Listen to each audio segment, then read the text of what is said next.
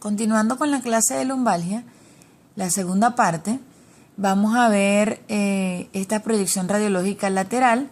Como podemos ver en el lado derecho de la pantalla, tenemos una proyección radiológica que nos permite ver los cuerpos vertebrales, los agujeros de conjunción, los espacios entre los discos, los espacios intervertebrales o donde corresponde al disco intervertebral. Fíjense que este agujero de conjunción entre el E3 y el E4 se ve como un poco disminuido por una protrusión que se ve aquí a nivel de la interapofisaria posterior. Puede ser que sea un osteofito. Aquí vemos que hay una rectificación de la columna lumbar. Fíjense que algunas de las causas de lumbalgia inflamatoria son aquellas que tienen que ver con las causas de espondiloartritis.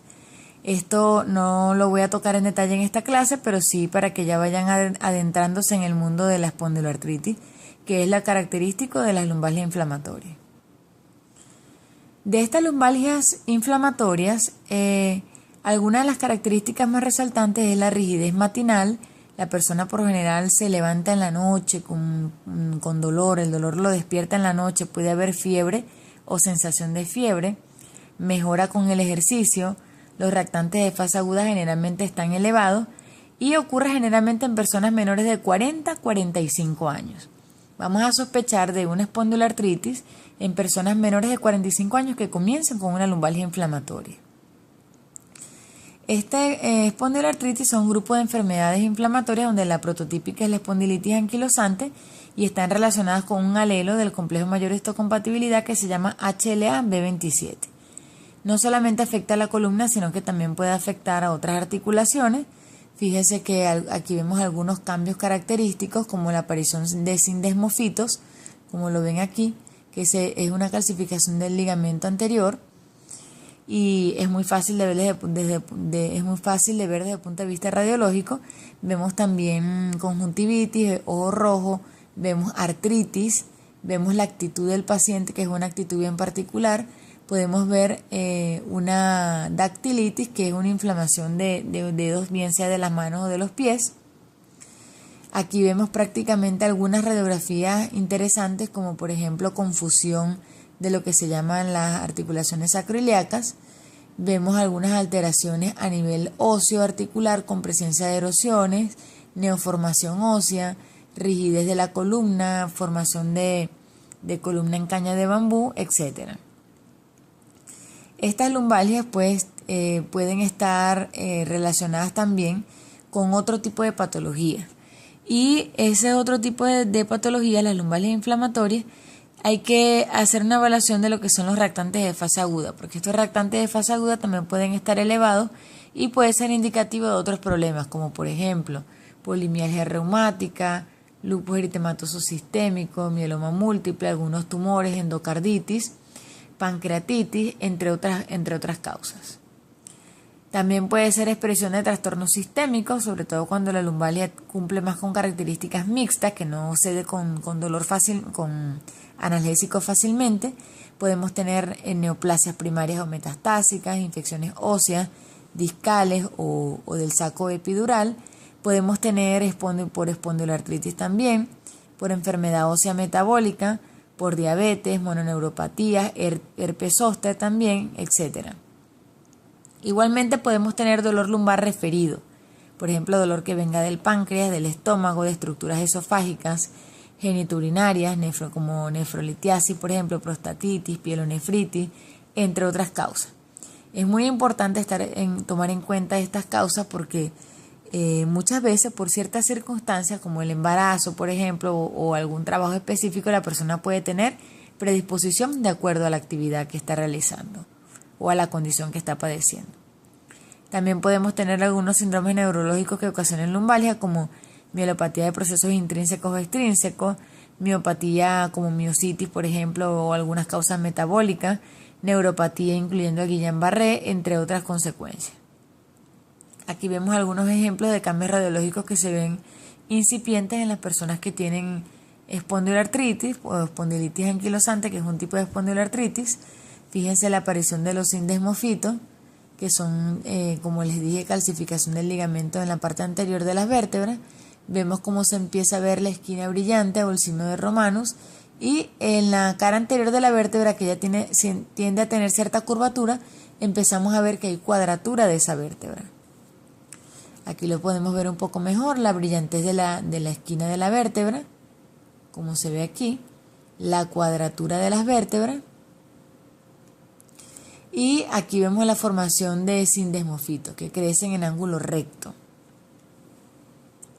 También podemos ver aquí en fase más avanzada la formación de lo que se llama la caña de bambú. ¿Ven? Fíjense que ya prácticamente hay una unión de todo el ligamento calcificado.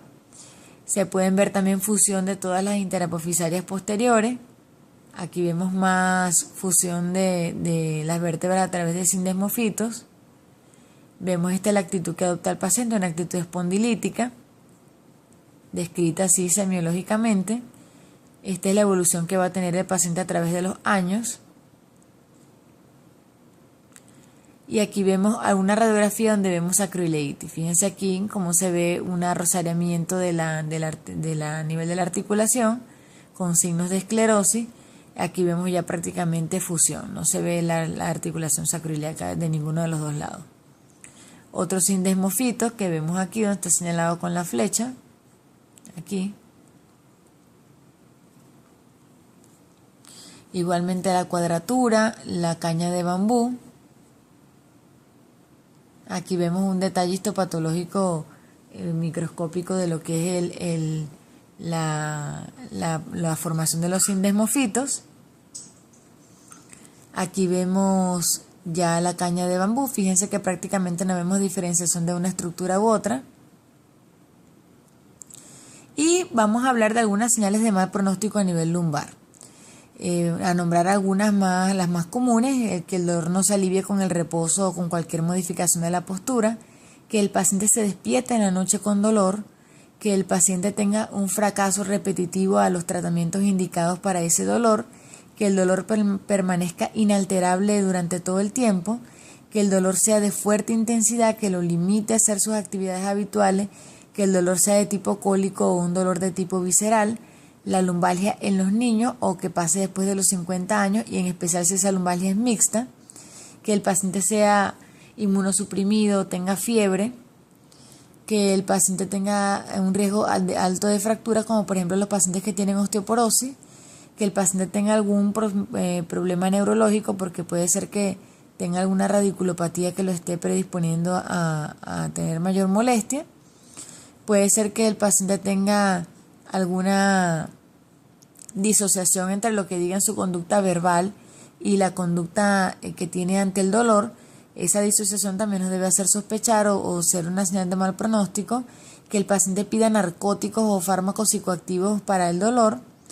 Que cuando el paciente después de un tratamiento repetitivo, de cumplir fisiatría, no haya mejorado con el dolor, hay que plantearse una reevaluación y ver si el paciente necesita algún estudio complementario de importancia o atender alguna causa secundaria del dolor. Algunas recomendaciones para mejorar el dolor lumbar básicamente van hacia corregir las posturas, hacia mejorar las situaciones ergonómicas durante el trabajo y el estudio o en la casa. El paciente debe de aprender a hacer algunas actividades cotidianas en el día a día de una manera más eficiente para provocar menos dolor, inclusive cosas tan sencillas como por ejemplo dormir o incorporarse de una silla. Que el paciente tome medicamentos relajantes musculares y antiinflamatorios no esteroideos para tratar el dolor. Que el paciente utilice compresas de agua fría o puede también utilizar medios físicos con calor, puede alternar frío con calor, que utilice una cama dura o un colchón ortopédico, que duerma boca arriba o de lado, y si duerme boca arriba con una almohada debajo de las rodillas, o si duerme de lado en posición fetal con una almohada entre las rodillas. La posición prohibida es la posición de cúbito ventral, es decir, boca abajo. No está permitido porque empeora el dolor lumbar. Evitar los tacones altos, recoger los objetos del suelo doblando las rodillas sin necesidad de doblar la columna. Además, también el paciente debe de cumplir actividad física, debe de utilizar dispositivos de apoyo si lo requiere y debe utilizar masajes solamente